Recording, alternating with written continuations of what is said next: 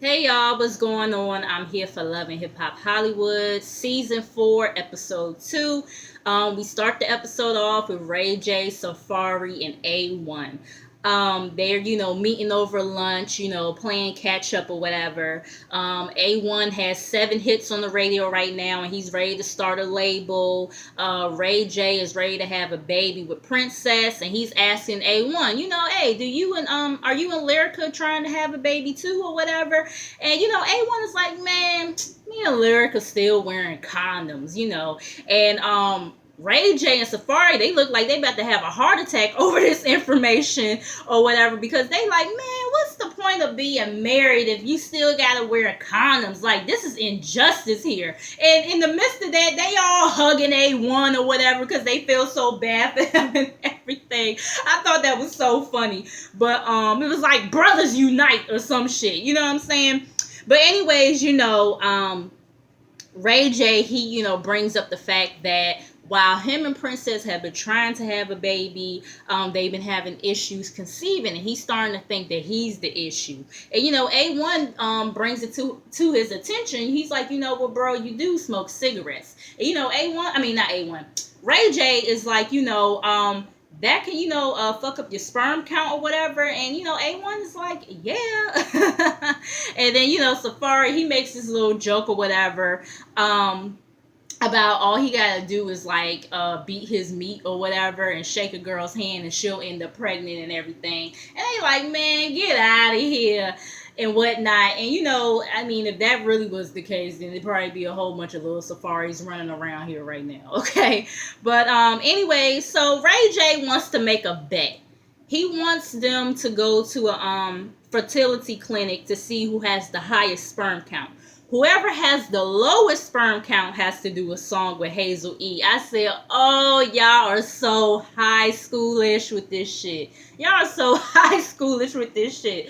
But I laughed at it. I did. You know what I'm saying? So yeah, that's their bet. So then we get Booby or whatever, or Daniel, whichever one y'all want to call him. He meets up with Brooke Valentine at the pool, and Brooke is quick to let us know that Booby is just a friend or whatever. It's not that kind of party, they've been friends since their Houston days or whatever. And the vibe that I was getting from them, I'm like, yeah, y'all got some type of chemistry going on here, and y'all want to say, you want to throw that he just a friend line, Brooke. Okay. So anyways, she's asking about his basketball situation. He's saying how he got some stuff lined up overseas and everything, and she like, oh, so you trying to leave me, huh? And she was like, I don't want you to be so focused on basketball that you neglect your music because it's dope and all this other stuff. And I'm just looking at her like, what music? Like, where is his music at on the radio? Okay, like I just and then on top of that, I mean, the man got a kid. Maybe he do need to go overseas and put some money in his pocket to continue to to financially provide for his kid. Not saying that he doesn't now, because I don't want nobody to, but I'm just saying, like, considering the fact that he's living with Keisha, you know what I'm saying? Like, yeah. Like, it's probably a better bet for him to go overseas and play basketball. You know what I'm saying? But anyway, so she talks to him about her situation with Marcus, and how she found out that he's still married, and how now he wants to like talk to her, and how he's still in the doghouse or whatever. And Booby pretty much feels like that Marcus is just telling Brooke whatever she wants to hear and everything, and if he knew what he had, he'd be trying to marry her and all this other stuff. And I'm like, okay, Booby, sound like you want to rush down the altar to marry her.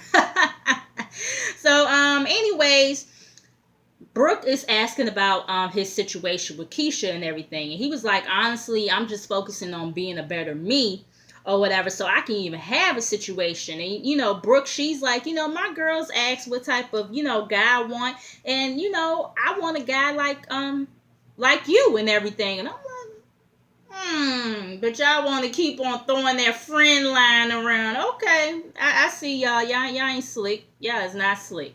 But she's saying how, she knows that Booby is not perfect. He fucked up with Keisha and everything with the infidelity or whatever, but he's a good guy and knows how to treat a woman and this, that, and the third. I'm like, well, he must not know how to treat a woman that much if he cheated on Keisha. I'm just saying, but yeah. So anyways, we have Moniece, AD, Masika, Zell, and Nia. They're on the beach or whatever. AD is playing with Moniece's son Cam or whatever, and Zell is asking Moniece, like, what does Cam like kind of refer to AD as, or how does he like see her and everything? And Moniece pretty much is like, that she told Cam that AD is a roommate and a friend, and she talked to him about like AD's dressing preferences. AD likes to wear t-shirts and shorts and whatnot, and mommy likes to wear dresses and sandals and all that stuff. And they applaud her for the way that she explained it to Cam, and I applaud her the way that she explained it to him too, because I think they said he was like 7 years old, right? And I think that's definitely an appropriate way to explain it to a 7-year-old. So yeah, that was cool on Moniece's part. AD, she comes over or whatever. She like, what y'all talking about and everything. And they get into the other night or whatever, and about Alexis Sky, Nikki and Hazel, how they came and blew up their spot or whatever. And as Zell is trying to get into the conversation or whatever, he's telling how he got 2 drinks thrown on him in the bag, and Moniece, she starts to also bring up, she starts telling the situation from her perspective or whatever to Nia, because she wants Nia to hear the situation as well as Masika or whatever. But Masika, she gets up, she walks away, she don't want to give Alexis airtime and all this other stuff. And Moniece, she understands where Masika is coming from and everything, but she feels like that she should just confront Alexis. And I kind of feel the same way, like, just have a conversation with this girl, do what y'all gotta do or whatever, and just let it be that. You know what I'm saying? But all this, like, I get where Moniece is, not Moniece, I get where Masika is coming from, how she doesn't want to give Alexis airtime and all this other stuff, because it does seem like that's all Alexis is, that is all what Alexis want is airtime. You know what I'm saying? Like, you're on this show because you're bored. You know what I'm saying? So it does seem like, she's looking for airtime, and Masika is not trying to give it to her. I do understand that. But at the same time, I do feel like, just meet up with the girl one time and, do what y'all got to do, whether, you know what I'm saying, just confront the situation like Moniece said, and just, move on. You know what I mean? But anyways, we move on to Marcus and Brooke. They meet up or whatever. And I ain't really pay attention too much to this shit, because I felt like it was just a bunch of bullshit. You know what I'm saying? Like, he gonna sit up here and tell her he thought that he was divorced.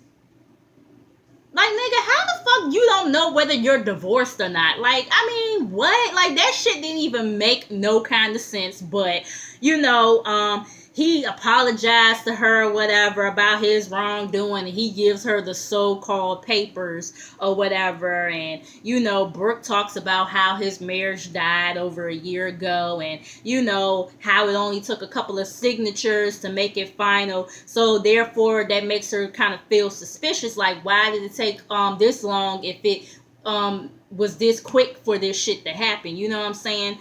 So she feels like it's another reason why he didn't tell her about his divorce not being finalized.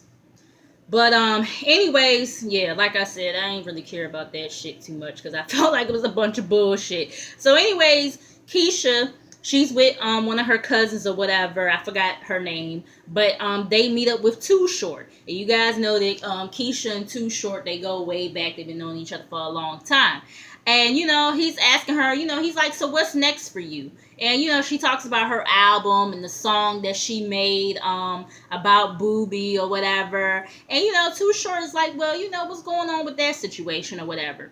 Keisha, she's pretty much talking about their co-parenting situation, and she's bigging him up as a father or whatever. And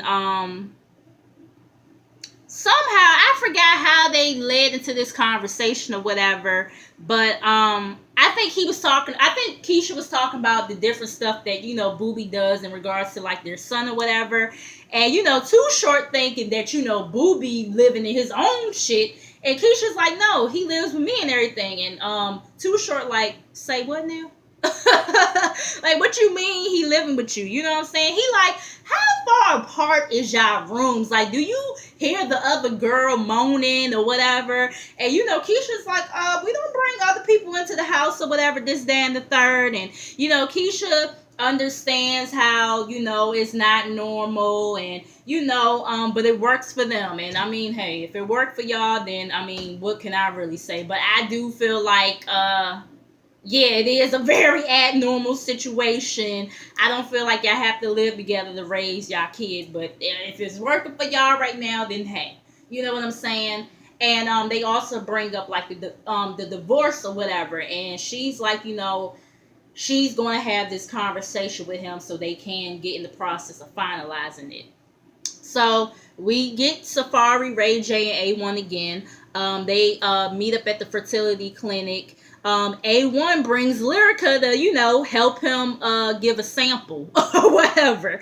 And, Ray and Safari, they mad as fuck or whatever. They feel like, A1 is cheating and everything. Ray felt like he should have brought, Princess. Safari like, dang, I might need to ask one of these nurses to help me out or something, Lyrica didn't even know that they were at a fertility clinic, and she's like, oh my god, like, why am I here, and all this other stuff. They tell her about the bet and everything, and A1 had told her that he was going to take her out to dinner or whatever, and he was going to feed her or whatever. And Safari and Ray J, they being childish, they like, oh yeah, he gonna feed you, all right, whatever. So that was that with that scene. So then we get Alexis and Zell.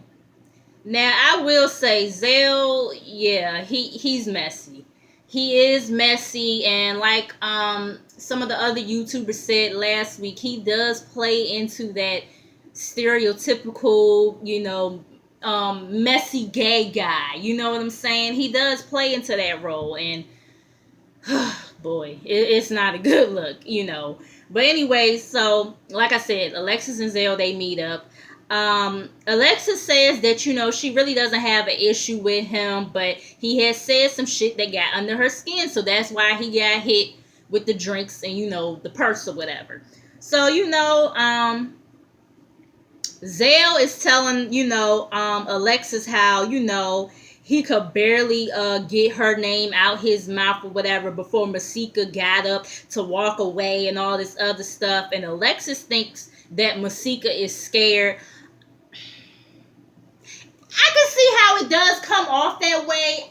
I don't know if Masika is scared. I just really think she just not, here for this bitch at all. You know what I'm saying? She's really not here to give her like airtime or whatever.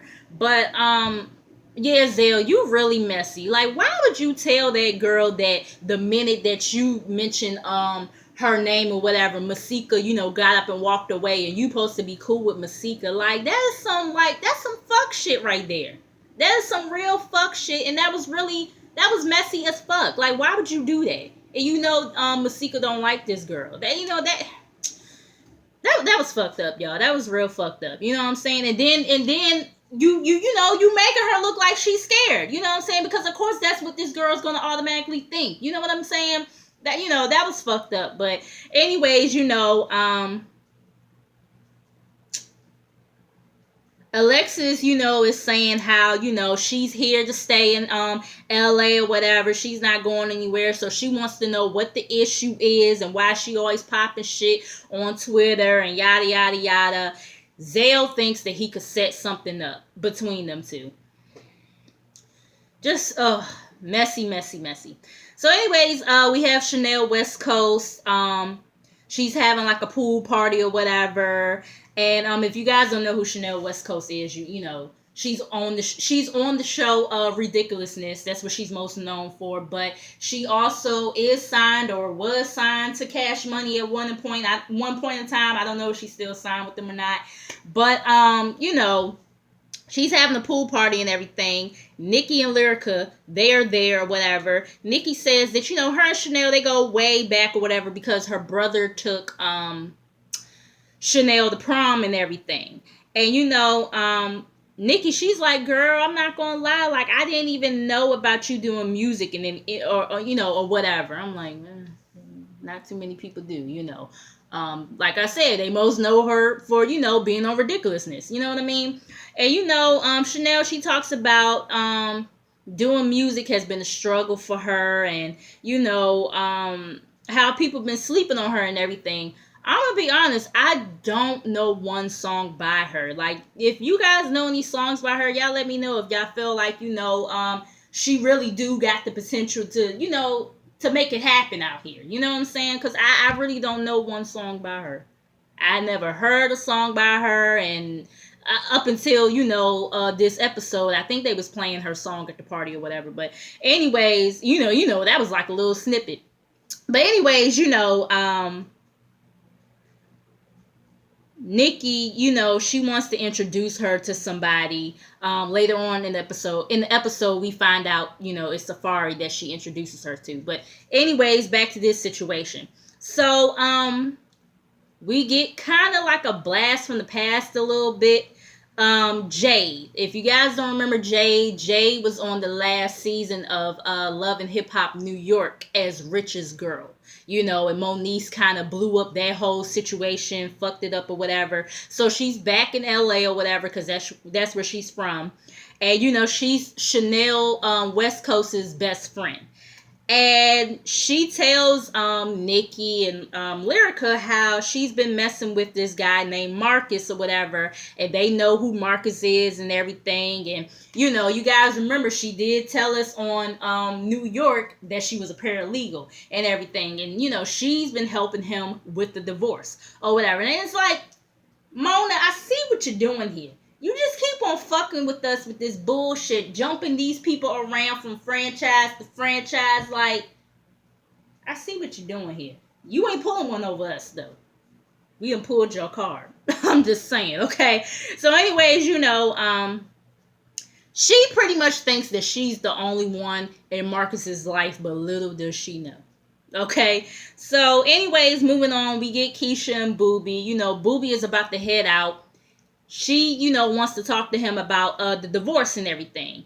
And, he's like, why now or whatever. I'm like, nigga, because y'all need to get some shit in motion here so y'all can, even though Keisha has been dating people since they've been separated or whatever, and I'm pretty sure Booby been doing his thing, but so that y'all can, like, be completely divorced and y'all don't have, that attachment of y'all still being legally married, okay? Like, seriously, so, but she tells him, like, she doesn't want no distortion between them, and, like I said, she said the same thing I said, it's time, like, and, he talks about everything that happened with him, with his basketball career and, this, that, and the third, his injury and everything. And, how Keisha was there for him despite everything. And, just a lot of other touching stuff that he was saying to her. And she was like, oh my God, I'm about to cry. Like, y'all know how Keisha talks. She talks so, kind of nonchalantly, like with no emotion behind, when she's talking a lot of the times. And, she's tearing up or whatever because she never heard this from anybody and everything. And this is the first time in a long time she's felt some type of emotion towards him. And, she doesn't want he's asking, with us getting, really moving forward with this divorce, where does this leave me as far as, like, do I have to get kicked out tomorrow or whatever? And she's like, nah, but don't drag your feet on it either, because I don't want DJ to become too dependent on you being, living with me and everything, so they hug it out or whatever, and she was like, all right, don't do too much before I really, get emotional or whatever. So we get Nikki Safari and Chanel West Coast. They meet up or whatever. Nikki and Safari, they, still flirting with each other despite the fact that they not together no more or whatever. Chanel, she shows up to the meeting and she's saying how people don't really know her struggle when it comes to this music stuff, and how at one point in time she couldn't afford like a burger or whatever. Safari is like, all right, so if I asked you to rap about this loaf of bread, could you do it? And she was like, I mean, I could write a song about it or whatever. I take that he meant freestyle, because he started to kick a freestyle or whatever. You know what I'm saying? And yeah, I think he meant a freestyle, and she talking about actually writing the song. But I mean, so and then Nikki she said something about how he's helped a lot of females or whatever. I'm like, the only female I really know about him helping was Nicki Minaj. Even though, yes, Nicki, she's big and everything, to be like one female that he's helped, but I'm just saying, like, she's the only female that we know of that he's helped. You know what I'm saying? But anyways, he invites them to like his coconut release party or whatever, and he wants Chanel to perform and everything, this, that, and the third. So she's down. Then we get Lyrica, Brooke, and Nia. They meet up at some, I don't know if it was like a yoga class, workout class, or something like that. Brooke is saying how things are good between her and Marcus and how they made up and blase. She tells about the conversation that she had with the mama or whatever, and how he gave her, the divorce papers to let her know that it's finalized and blase. And Nia, she starts clapping, giving him some applause, and Lyrica like, girl, nah, I got something to tell you or whatever. And they like, what's going on? And so Lyrica, she's like, look, you my girl and everything, so I gotta keep it real with you. I was at Chanel West Coast's party. Her and this girl named Jade, they're best friends. She let us know that she's a paralegal, and she's been helping this guy with his divorce, and the guy happens to be Marcus. Brooke, she's like, she gets tensed up when she hears this information, and she like, stop playing with me right now, like, let me see a picture of this girl, whatever. So Lyrica shows her a picture and everything, and Brooke wants to meet up with Jade, to get like the 411 from her perspective before she decides to go up Marcus's head. And I'm like, okay, Brooke, I'm glad to hear her talking about going upside his head versus her talking about going upside Jade's head, because that's what goes down a lot of the time nowadays. Females will sit up here and go after the other woman instead of sitting up here going after they nigga. So kudos to you on that, Brooke. So Nia, she's like, well, Safari is having a party or whatever, and Chanel West Coast is going to be there, and if she's really and if Jade is really Chanel's best friend, like Lyrica says that she is, I'm pretty sure she's going to be there. So I guess they're going to go to the party and everything. So then we get Safari, Ray J, and A1 again. They're back at the clinic, and to see who won the bet.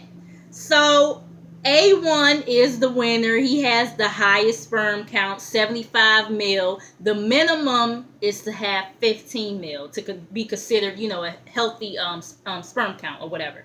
The next is Safari with 43 mil, and dead last is Ray J. He only has 9 mil, and which means he's the loser. Big L, loser. Okay, so he has to do a song with Hazel or whatever. The doctor tells him he kind of had to change his lifestyle, and that means no smoking or drinking or whatever. I don't know if Ray J is going to be able to do that, but I mean, I hope so. If he's really serious about having a baby with Princess, you know what I'm saying? And of course, they got a joke on Ray J because of the fact that he has to do a song with Hazel. So then we have Zale and Masika. They meet up or whatever. Zale, he's kind of like, getting tongue-tied a little bit, trying to bring up Alexis again to Masika. Soon as he, once again, brings her name up, Masika is pissed. She walks off. She throws her mic and everything.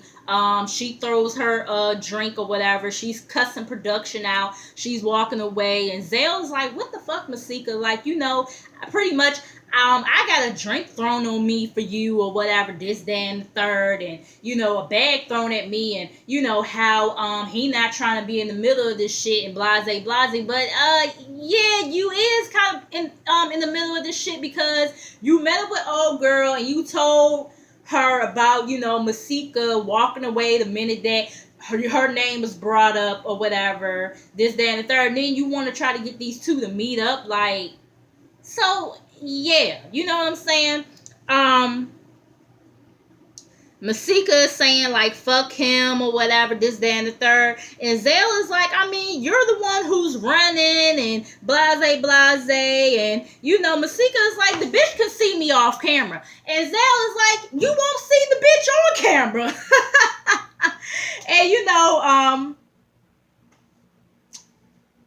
Zale, he's talking about the back of Masika's feet or whatever, and, how they crusty and all this other stuff. And VH1 cameras, y'all are not shit. When he said that shit, they zoomed in on Masika's feet, and I was like, ooh, girl. They got your ass. VH1, Mona, y'all ain't shit for that. Y'all are not shit for that, okay? And I don't know if she walked away or she got in the car or whatever, but that was pretty much, the end of that or whatever, and that's where the episode left off. Y'all tell me y'all opinions about it or whatever. Make sure you guys like, comment, and subscribe. Make sure you guys come back, and I will see you guys in the next video. Peace.